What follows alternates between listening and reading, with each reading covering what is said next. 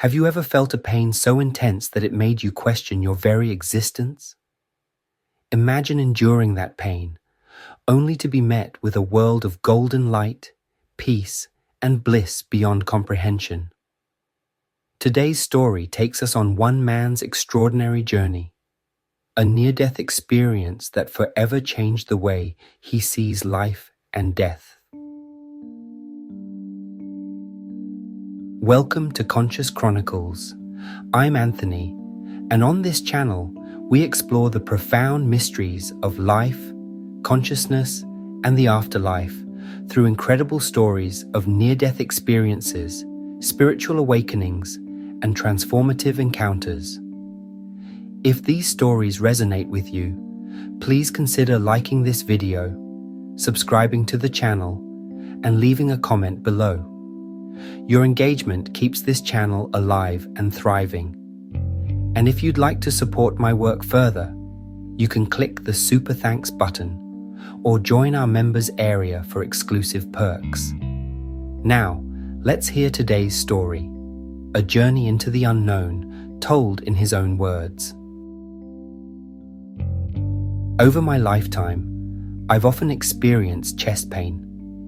Overly ambitious gym workouts and shoveling without warming up properly were often to blame.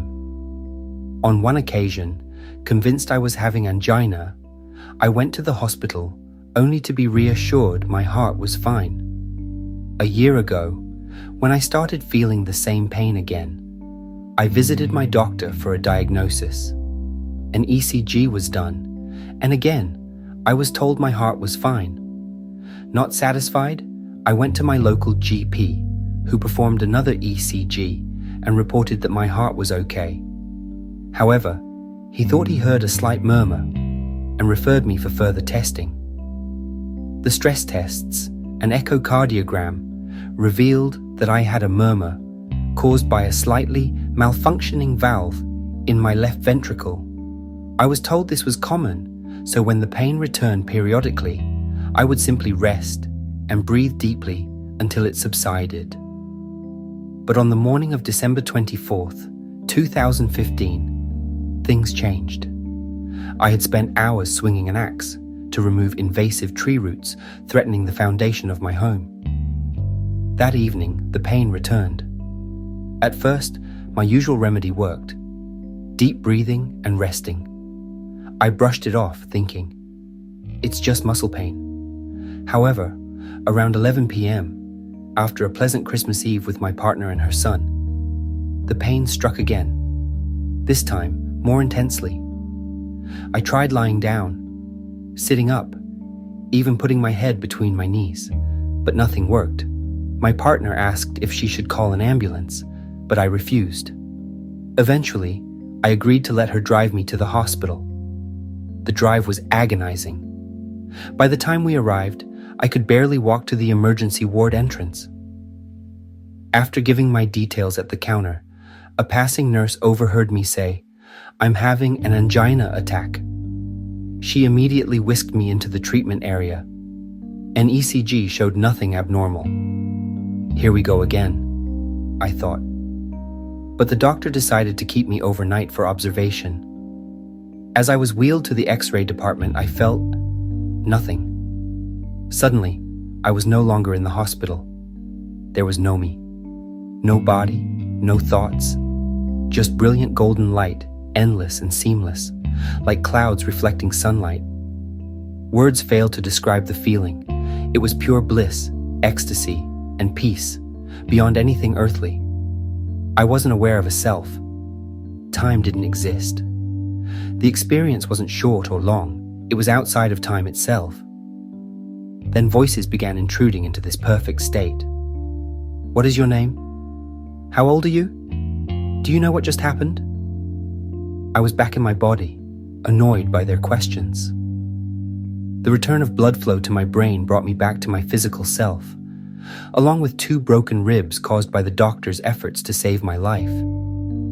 The annoyance faded, but I couldn't shake the feeling of bliss that lingered, even as I struggled to take the situation seriously.